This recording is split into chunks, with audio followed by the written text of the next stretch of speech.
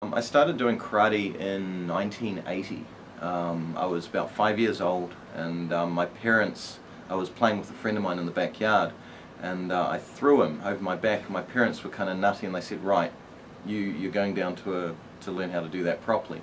So they took me down to the local karate dojo, and my first night there, I remember really vividly, I learned how to front kick, was the class, but the instructor who was there said that I wouldn't stick, so they made me wait 6 months until I was allowed to buy white pajamas and anything. And what happened as a result of that, at the end of those 6 months, my parents said, right, you need to stay. If we're going to spend $30 to buy your karate uniform, you have to stay until you're a black belt. I'm like, this. So previously to coming to the United States, I trained in New Zealand, of course. I was actually on the New Zealand team, so I got to kick and punch Australians, which is always good. My first black belt was actually in Taekwondo, ironically, so I actually got to meet the founder of Taekwondo, which was pretty cool back in the late 80s. But I set my first black belt and actually took over a Taekwondo club, so that was actually technically the first thing I ever taught as an official instructor. Upon moving to the United States, it was pretty cool. I actually started training with Teruyuki Okazaki sensei out of Philadelphia, and he's actually Japanese. He came across in the 1960s, but he's currently the highest ranked Japanese karate instructor in the world. So I get to train with him. Moving back to the East Coast was great because I get to train with him once a month. So I started in 1980. The first coloured belt I sat was in 1984, and it was pretty much as soon as I got that orange belt, right, that first colour, I was teaching adults, and they used to put me in as like this 10-year-old to teach these 18, 19-year-olds to sort of get them, to bring them down a peg or two.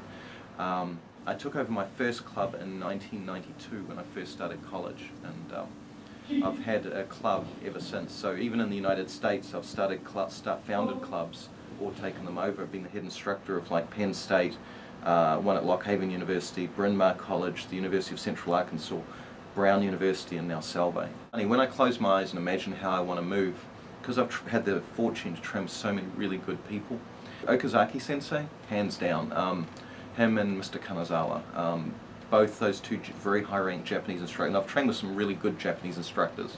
Okazaki sensei, his body at 80 years old, so I was training with him a month ago, and he rolled over on his back, put his feet down, stood straight up, and I'm thinking, this dude's 82. And he can do that. He is living history in karate. Kanazawa sensei, because he's very much human. He's one of the best karateka on the planet, hands down. He's close to 80 as well. He's about 78, 79 now.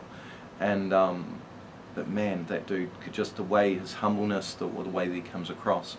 As far as Westerners training, there's I've got a lot of friends that I think are just amazing. I want to be like that when I grow up. Some of them are in their 60s now, and they move faster and cleaner than what I do. If I can grow up and be half as cool as them, I'll be stoked. It took me 14 years to get my black belt, so it took me the scenic route. Most people 4 years. I was just really bad, and so I've asked several people about this. And when I was going through it, I remember when I finally got my black belt, somebody asked me, "JD, what's it feel like to have your black belt?" No, still crap. I still can't kick or punch properly. And absolutely true.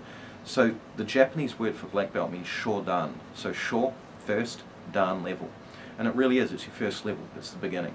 So you've got a handle on the basics, you've learned how to write. Right, now you can start using the language. And so I asked Okazaki sensei once, what it means to be a black belt. And there's various technical things that you can think about, moving the draw hand back, having good push-pull movement, using your hips, those sorts of fundamental movement-y kind of things. And he said, when it's obvious that the person doesn't care anymore. And I think that's true. I think it's when karate becomes part of your blood, when it becomes part of you, and you just keep going. So when it's no longer a goal, when it's just, you just keep training.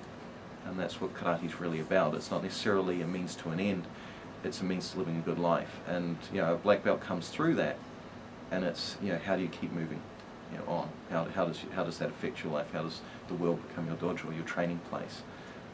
So a black belt is, part of it, but very, very minor. Can someone still beat me up in the street? Probably. Hell yeah.